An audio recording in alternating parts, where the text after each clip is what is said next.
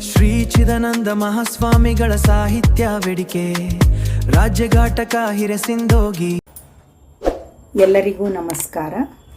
ಶ್ರೀ ಚಿದಾನಂದ ಸ್ವಾಮಿಗಳ ಸಾಹಿತ್ಯ ವೇದಿಕೆ ಹಿರೇಸಿಂಧೋಗಿ ಇವರು ಆಯೋಜಿಸಿರುವ ರಾಜ್ಯ ಮಟ್ಟದ ಕವನ ಸ್ಪರ್ಧೆಯಲ್ಲಿ ಇಂದು ನಾನು ಕವನವನ್ನು ವಾಚನ ಮಾಡುತ್ತಿದ್ದೇನೆ. ಸುಜಾತ ಪ್ರಾಣೇಶ್, ಚಿತ್ರದುರ್ಗದಿಂದ.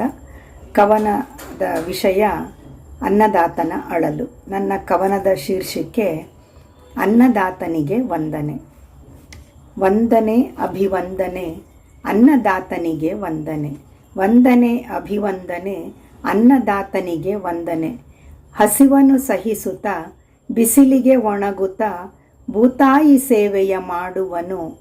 ನಾಡಿನ ಜನತೆಯ ಹಸಿವನ್ನು ನೀಗಿಸೆ ತನ್ನನ್ನು ತಾನೇ ದುಡಿಸುವನು. ನಾಡಿನ ಜನತೆಯ ಹಸಿವನ್ನು ನೀಗಿಸೆ ತನ್ನನ್ನು ತಾನೇ ದುಡಿಸುವನು. ವಂದನೆ ಅಭಿವಂದನೆ ಶ್ರಮಿಕನೇ ನಿನಗೆ ವಂದನೆ. ವರುಣನ ಕೃಪೆಗೆ ಕಾಯುತ್ತಲಿರುವ ಸಾಲದ ಬಾಧೆಗೆ ನರಳುತ್ತಲಿರುವ. ವರುಣನ ಕೃಪೆಗೆ ಕಾಯುತ್ತಲಿರುವ ಸಾಲದ ಬಾಧೆಗೆ ನರಳುತ್ತಲಿರುವ. ಕಾಯಕವೇ ಕೈಲಾಸ ಎನ್ನುತ್ತಿರುವ ಒಳ್ಳೆಯ ದಿನಗಳಿಗಾಗಿ ಕಾಯುತ್ತಲಿರುವ.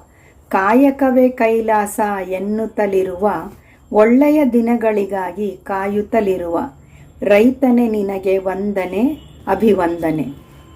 ನಿನ್ನಯ ಬವಣೆ ಅರಿಯುವರಾರು, ನಿನ್ನಯ ಕಷ್ಟಕ್ಕೆ ಮರಗುವರಾರು. ನಿನ್ನಯ ಬವಣೆ ಅರಿಯುವರಾರು, ನಿನ್ನಯ ಕಷ್ಟಕ್ಕೆ ಮರುಗುವರಾರು. ನಿನಗೆ ಸಹಾಯ ಹಸ್ತ ನೀಡುವರಾರು, ನೋವಿನ ಜೊತೆಗೆ ಬಾಳುವ ಕೃಷಿಕನೇ ವಂದನೆ ನಿನಗೆ ವಂದನೆ ಅಭಿವಂದನೆ. ರೈತನೇ ನಿನಗೂ ಬರುವುದು ಕಾಲ, ನಿನ್ನಯ ಬಾಳು ಬೆಳಗುವುದು ಕೇಳ. ರೈತನೇ ನಿನಗೂ ಬರುವುದು ಕಾಲ, ನಿನ್ನಯ ಬಾಳು ಬೆಳಗುವುದು ಕೇಳ.